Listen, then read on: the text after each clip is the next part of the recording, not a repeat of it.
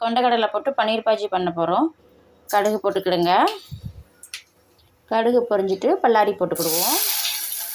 2 தக்காளி, ஒரு சின்ன பீஸ் இஞ்சி எடுத்துருக்கேன். அதை பேஸ்ட் மாதிரி பண்ணி எடுத்துகிட்டு வந்துடுவோம். தக்காளி பேஸ்ட்டை இப்போ ஆட் பண்ணிடுங்க. கொண்டக்கடலையே இப்போ அரைச்சிட்டு வந்துடுவோம்.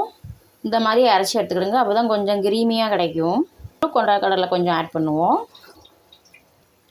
காஷ்மீரி சில்லி கொஞ்சம் ஆட் பண்ணிக்கிடுவோம். சில்லி பவுடர் கொஞ்சம் ஆட் பண்ணிக்கிடுவோம்.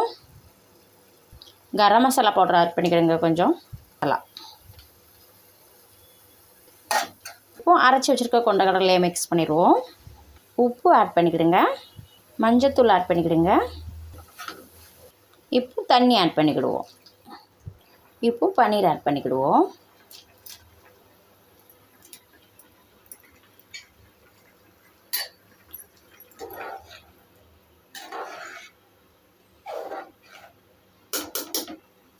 கொஞ்சமாக கொத்தமல்லி எல்லாம் போட்டுக்கிடுங்க.